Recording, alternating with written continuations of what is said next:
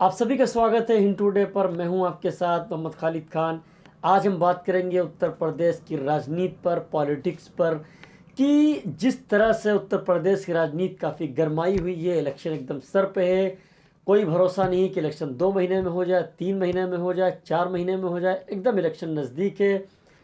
लगातार पश्चिम पश्चिम साइड में दिल्ली से सटे हुए जितने भी ज़िले हैं वहाँ पे रैलियाँ हो रही हैं, जनसभा हो रही हैं, चाहे वो अखिलेश यादव हों, चाहे मुख्यमंत्री जी हों, चाहे वो असदुद्दीन ओवैसी हों। आज असदुद्दीन ओवैसी की जो जनसभा है वो मुरादाबाद में चल रही है। उनकी जनसभा 6 बजे से शुरू हुई है, अब जाके उनकी जनसभा ख़त्म हुई है। क्या उत्तर प्रदेश का जो मुसलमान वोटर है, जो मुस्लिम वोट बैंक है, वो किसकी ओर जाना चाहता है? हमने जब ज़मीनी तौर से ज़ीरो ग्राउंड की रिपोर्ट की तो वहाँ पे पश्चिम की तरफ यही खुलासा हुआ कि इस बार लोगों का मूड डाइवर्ट नज़र आ रहा है। ये नहीं पता लग रहा है कि आखिरकार कौन किसकी तरफ।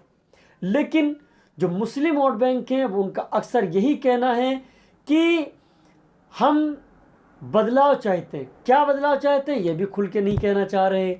वो ये कह रहे हैं कि हमारा शोषण किया गया। वो ये कह रहे हैं कि क्या हम लोग ही उत्तर प्रदेश में निशाना बनाए जा रहे हैं। असदुद्दीन एक तरफ पलटवार करते हुए कह रहे हैं कि 5 साल के अंदर सबसे ज़्यादा अगर इनकाउंटर हुए हैं तो मुस्लिम के हुए हैं। 35% इनकाउंटर हुए हैं, 37% मुसलमान जेल में हैं। असदुद्दीन ओवैसी का कहना है। पढ़ाई की बात अगर ले लें आप तो मुस्लिम हाई स्कूल तक 80% रहता है, 70% रहता है, लेकिन जब वो एंटर क्रॉस करता है तो डायरेक्ट आंकड़ा गिर जाता है, 2 से 4% पे आके सिमट जाता है। यह असदुद्दीन ओवैसी का कहना है। अखिलेश यादव का कहना है कि मैं लैपटॉप वितरण कर रहा हूँ, मैं पढ़ाई की तरफ बहुत ध्यान दे रहा हूँ। असदुद्दीन जो बात कर रहे हैं वो एक समुदाय की बात कर रहे हैं, उनका ये कहना है।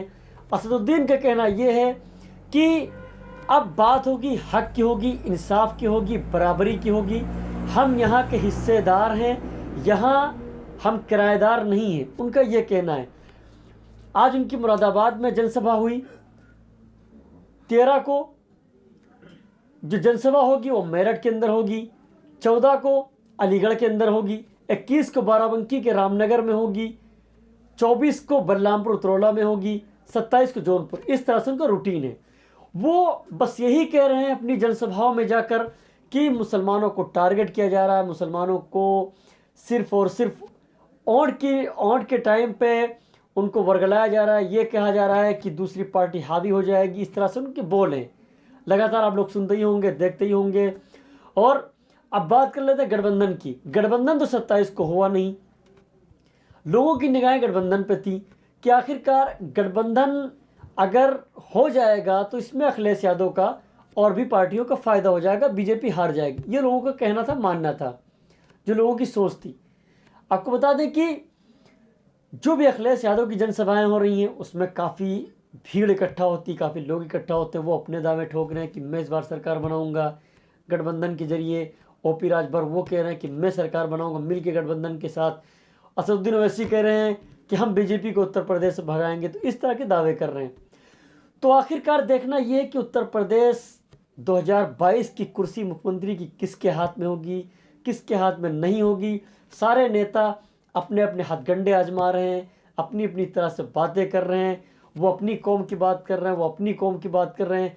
असदुद्दीन ओवैसी ये भी यहाँ तक भी कह गए कि जब मेरठ के अंदर, एक मुजफ्फरनगर के अंदर रैली में वो कह गए कि अजीत सिंह और चौधरी चरण सिंह ने जो जाटों के लिए काम किया है वो हम मुसलमानों के लिए करेंगे।